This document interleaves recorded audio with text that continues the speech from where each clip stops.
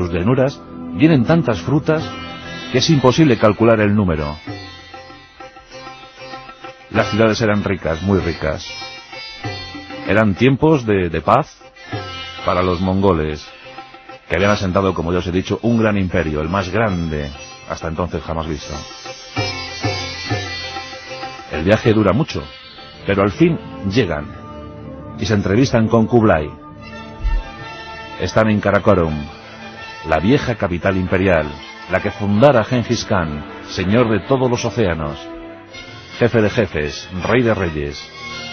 Y allí estaba Kublai, su nieto, el que daría un reinado muy propicio para los mongoles, porque no en vano Kublai fue el gran conquistador de China. Fue el que conquistó toda China para los mongoles. Fundador de la dinastía Yuan. El esplendor reinaba por doquier. La corte era fantástica. Y los Polo enseguida ven las posibilidades de negocio. Los Polo habían aprendido a manejar las diferentes lenguas mongoles. Y Kublai habla con ellos entusiasmado. Les pregunta. Les conmina a que vuelvan a su territorio y que le pidan al gran papa, entonces era Clemente IV, que envíe una comitiva compuesta por 100 sabios dominadores de las 7 artes. Kublai era consciente de lo que podía aportar culturalmente hablando Europa y quería enriquecer a su imperio. Los Polo acceden gustosos y emprenden el viaje de regreso, un viaje que duraría demasiado, casi 4 años. 4 años, pero con un pasaporte dado por Kublai Khan. Ese pasaporte era de tablillas de oro, unas tablillas de oro donde iba el sello imperial, y eso les facilitaba hospedaje y alimentación allá donde quisieran parar. Por eso dicen que el viaje se demoró tanto, lo pasaron tan bien. Pero al fin, en 1269, los Polo llegan a sus viejos territorios, y allí se encuentra Nicola sobre todo con una noticia. Lo primero, que su estado civil ha cambiado. Es viudo, su mujer ha muerto. Lo segundo, se encuentra con un hijo al que apenas había conocido. Y ese hijo tiene 15 años. Un joven, sano, fuerte y brillante. El nombre Marco Polo. Nuestro Marco Polo, nuestro protagonista. Tiene 15 años. Y Nicola, desde luego, abraza confiado a su hijo y le promete no separarse jamás de él. Era una deuda que tenía que pagar, ¿verdad? Y allí se entrevistan con el Papa. Eso es lo que quieren ellos. Intentan entrevistarse con el Papa. Lo cierto es que Clemente IV había fallecido. Había fallecido un año antes, en 1268. Y había un barullo tremendo para elegir al nuevo pontífice. ¿Qué pasaría? ¿Qué ocurriría? Los Polo iban todos los días intentando averiguar si ya se había producido la noticia, si había fumata blanca, si ya teníamos un nuevo papa. Pero nada, no se ponían de acuerdo porque en ese momento había pues muchísimas confusiones, muchísimas traiciones, muchas puñaladas por la espalda en la Iglesia Católica. Fijaos encima, querían pedir 100 sabios para que fueran a Oriente. No puede ser. Al final los Polo, viendo que esa ruta comercial que ellos habían trazado hacia Oriente se podía perder, se podía olvidar, decidieron 2 años después iniciar la segunda gran epopeya. Es el año 1271. Marco Polo tiene 17 años y acompaña muy gustoso a su padre y a su tío. Y los 3 llegan a San Juan de Acre. Y allí se entrevistan con el legado papal. Le solicitan esos 100 sabios. El legado dice que no puede ser, que no tienen ni siquiera papa como para enviar 100 sabios a Oriente. Así que ellos deciden cumplir con una de las misiones encomendadas. Era nada más y nada menos que conseguir aceite sagrado, el óleo sagrado de la tumba de Jesús, y viajan a Jerusalén para ese fin. Y cuando han cumplido con esta misión se enteran de que se ha elegido nuevo papa, y que ese papa se encuentra en San Juan de Acre, que era el antiguo legado papal. Así que Gregorio X les recibe, además muy entusiasmado, porque era consciente de la importancia de esa empresa. Pero no puede darle los 100 sabios. Los Polos desesperados dicen que ¿qué les puede dar? ¿Qué pueden ofrecer al Kublai Khan, al hombre más poderoso del mundo? Gregorio X tan solo puede darles 2 frailes dominicos una colección de cristales tallados, eso sí, muy exquisita, y algunas telas ricas, poca cosa más.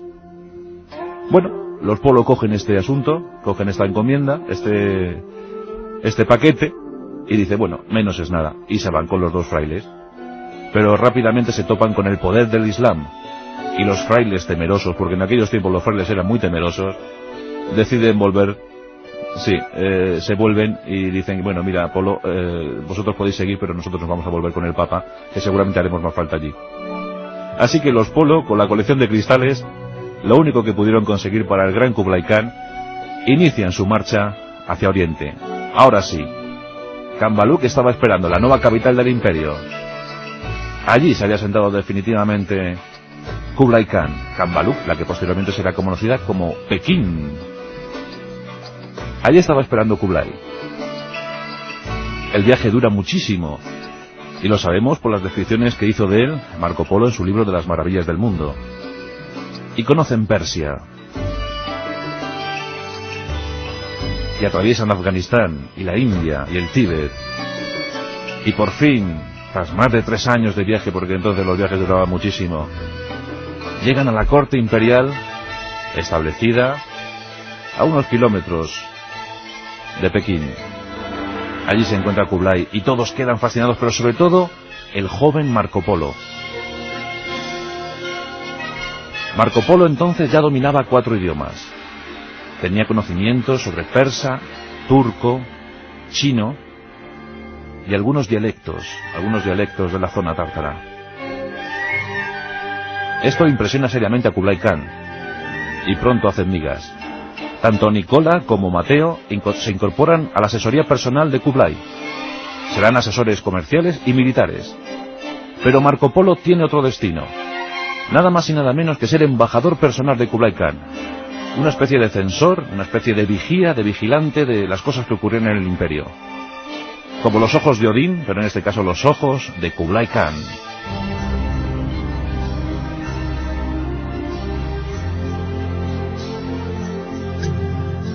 Y Marco Polo es feliz porque entra al servicio del hombre más poderoso del mundo.